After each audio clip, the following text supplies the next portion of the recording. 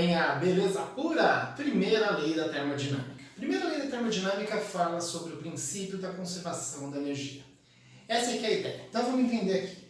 Ó, imagina que você tem um gás, isso aqui é um êmbolo, tá? Que pode se movimentar.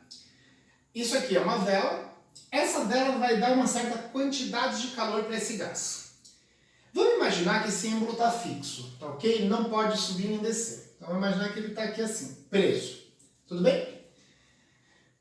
Se eu fornecer 1000 joules de calor para esse gás, essas moléculas receberão esses 1000 joules. E aí, pessoal, elas vão ficar mais agitadas. Então vai aumentar a energia cinética dessas moléculas.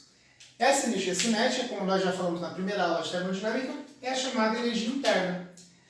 Então se eu der 1000 joules de energia para esse gás, essas moléculas aumentarão a energia interna do gás em 1000 joules. Essa que é a ideia.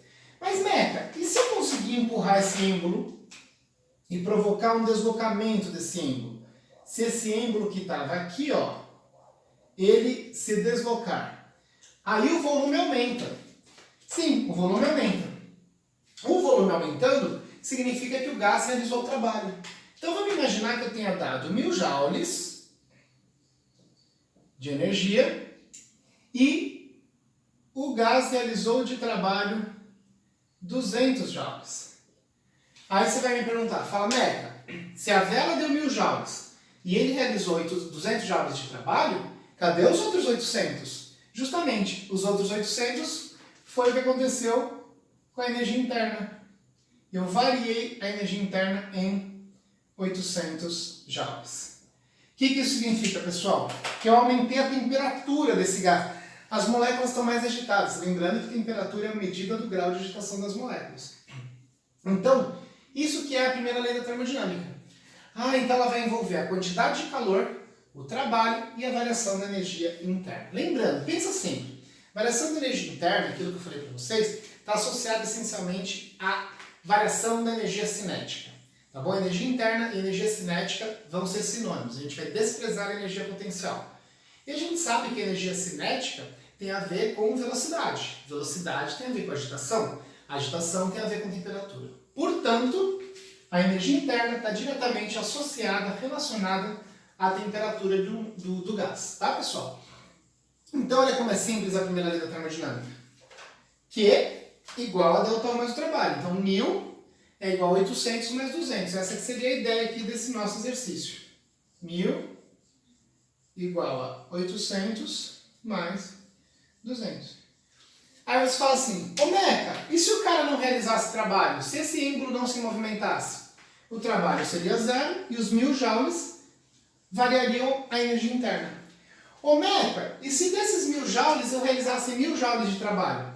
Se esses 1000 joules realizassem 1000 joules de trabalho, significa que o ΔU igual a zero. E aí não houve variação da energia interna, a temperatura não mudou. Então você sempre pode pensar, variação da energia interna associada à variação de temperatura. Combinado, pessoal? Legal. Então eu posso pensar a energia interna como algo diretamente associado à temperatura. Não é a mesma coisa, mas está diretamente associado. É como se você falasse Santos e Pelé. Não é a mesma coisa, mas estão diretamente relacionados. Beleza? Então vamos lá, pessoal. Vamos entender agora legal isso aqui. Então, esse cara aqui, né, estaria fornecendo a quantidade de calor, né? Q é a quantidade de calor. Bom, turma, Q é positivo quando entra no sistema. O problema dessa matéria não é difícil, porque é uma soma, né? Mas o problema dessa matéria são os sinais, turma. A chance do aluno errar sinal é enorme, então presta bastante atenção que não é difícil. O que ele achar que ele é positivo? Quando ele entra no sistema. O que isso significa? Me dá um exemplo. Peguei a panela, coloquei no fogo. O calor está entrando no sistema. Então esse Q é positivo. Aí eu peguei a panela de pressão, depois coloquei embaixo da água. Aí o calor está saindo do sistema.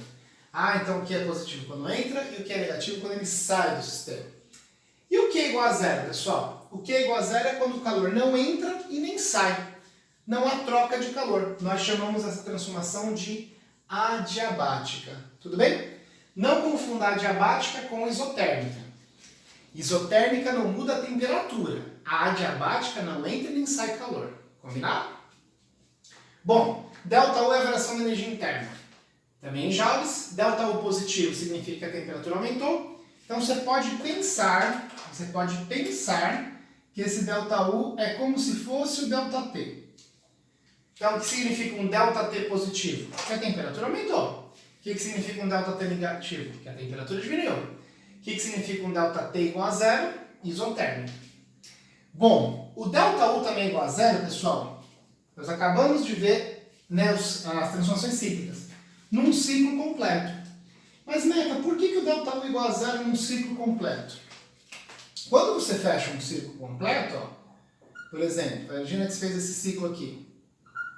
Você voltou para a mesma pressão e o mesmo volume.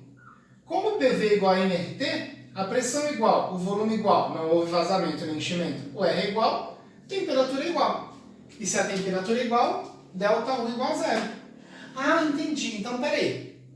Toda vez que for um ciclo completo, ΔU igual a zero? Isso. E isso é muito importante você saber, turma. Por quê? Na aula anterior, a gente aprendeu a calcular o trabalho. Ah, então por isso que o diagrama PV é legal. O diagrama PV é legal por quê, pessoal? Porque na primeira lei da termodinâmica entra o trabalho. E uma das formas de você calcular o trabalho é como, turma? A área do diagrama PV. Entendi, Meca. Então eu calculei a área do PV, né? Você tinha lá o diagrama PV, sei lá, qualquer coisa. Imagina que é assim. Você calculou a área e essa área te dá o trabalho. Por isso que a gente fala que o diagrama PV é extremamente importante na parte termodinâmica.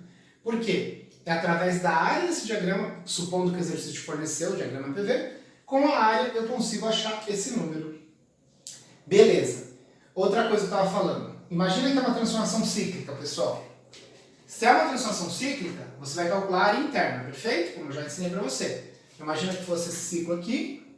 Você ia calcular a área exatamente deste triângulo aqui. Aí você ia calcular a área do triângulo e você obteria o trabalho. Só que como é transformação cíclica, ó, no ciclo completo, o ΔU é igual a zero. Então aqui ficaria zero. Então você já obteria o valor da quantidade de calor. Deixa eu ver se eu entendi. Fala, num ciclo completo esse cara é igual a zero. Sim, então Q é igual a trabalho. Entendi, Meca. Então, bacana. E, finalizando, trabalho positivo, volume aumentou, já falamos. Ciclo no sentido horário, já falamos. E se no texto aparecer o gás realiza um trabalho, aí ele é positivo. Trabalho negativo significa o quê, pessoal? Que o volume diminuiu, ou o ciclo no sentido anti-horário, ou o texto aparece assim, o gás sofre um trabalho, ou o trabalho realizado sobre o gás, também significa que o trabalho é negativo. Você vai ter que pôr esse sinal, tudo bem? E o trabalho é igual a zero na isovolumétrica. Então, por exemplo, se ele perguntasse só o trabalho desse trecho aqui, ó, aqui a gente sabe que é uma isovolumétrica, ó, volume constante, o trabalho seria zero. Perfeito? Então tá aí, pessoal. Essa é a primeira lei de termodinâmica, muito importante vocês saberem o princípio da conservação da energia. Nada mais é do que uma soma aqui, mas o que pega o vestibulando são os sinais, tudo bem? Q positivo entra, Q negativo sai do sistema, Q igual a zero, adiabática. ΔU positivo, pense em ΔT positivo, temperatura aumentou. ΔU negativo, temperatura diminuiu. ΔU igual a zero, isotérmica ou num ciclo completo. Tranquilo? Trabalho positivo, volume aumentou, ou o ciclo no sentido horário, ou quando ele fala que o gás realiza o trabalho. Trabalho negativo, o gás sofreu o trabalho foi realizado sobre o gás, ou o volume diminuiu, ou o ciclo no anti-horário. Trabalho igual a zero, isovolumétrico. Tudo bem? Forte abraço. Tchau, tchau.